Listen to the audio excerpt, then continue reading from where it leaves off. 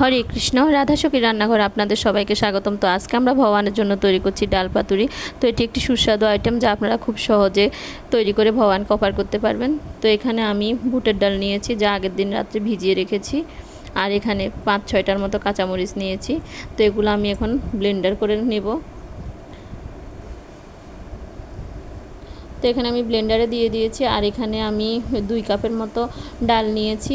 আর 2 কাপের সাথে আমি এখানে প্রায় 2 টেবিল চামচ কিংবা 3 টেবিল চামচের মতো নারকেল কোড়ানো দিয়েছি। তো আমি এখানে প্রথমে ব্লেন্ড করতে ভুলে গেছি, এই জন্য পরে আবার দিয়ে ব্লেন্ড করে নিয়েছি। তো এবার আমি এই ডালগুলোকে মাখাবো। আমার ব্লেন্ডার করা হয়ে গেছে।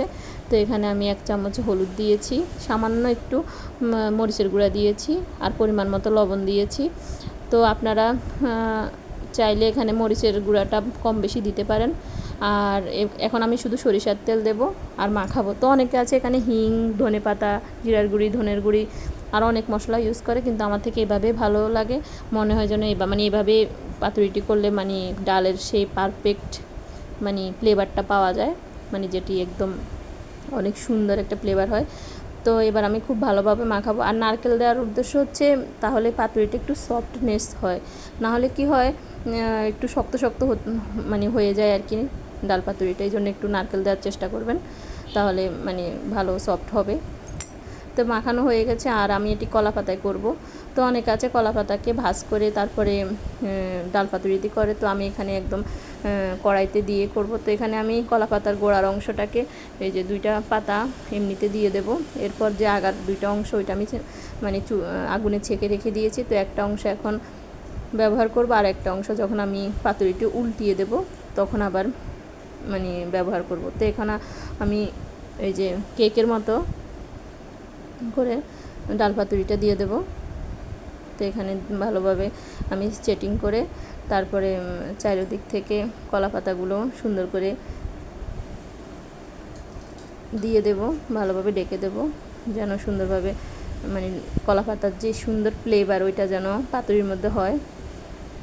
তো এবার আমি ঢেকে প্রথমে হাই হিটে প্রায় 3-4 মিনিট রাখবো। এরপর একদম লো হিটে প্রায় 10-15 মিনিটের মতো রান্না করব। তো অবশ্যই ঢাকনা দিয়ে ঢেকে দিতে হবে। তো এখানে আমার 1 পিঠ হয়ে গেছে প্রায় 15 মিনিট পরে। তো এখন আমি আবার একটা নতুন পাতা উপরে দিয়ে তার উপরে থালা দিয়ে পাতুরিটা উল্টিয়ে নেব।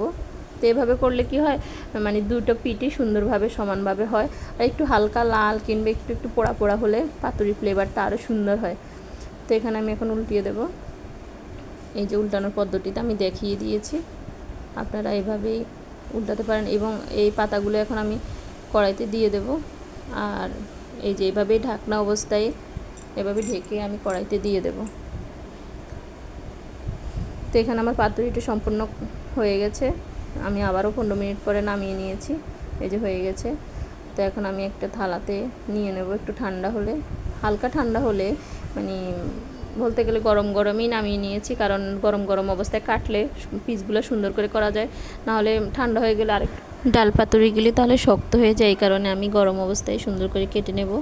আর আপনারা চাইলে নাও কাটতে পারেন, ভেঙে ভেঙে দিতে পারেন, কিন্তু কাটলে দেখতে একটু সুন্দর দেখায়। তো এই জন্য আমি কেটে নিচ্ছি। তো অবশ্যই গরম অবস্থায় কাটার চেষ্টা করবেন। এরপর আমি একটি তুলসী পাতা দিয়ে ভগবানকে অন্যের সাথে নিবেদন করবো, আর সবাই মিলে আস্বাদন করবো পরম সুস্বাদু কৃষ্ণ প্রসাদ। হরে কৃষ্ণ। ধন্যবাদ।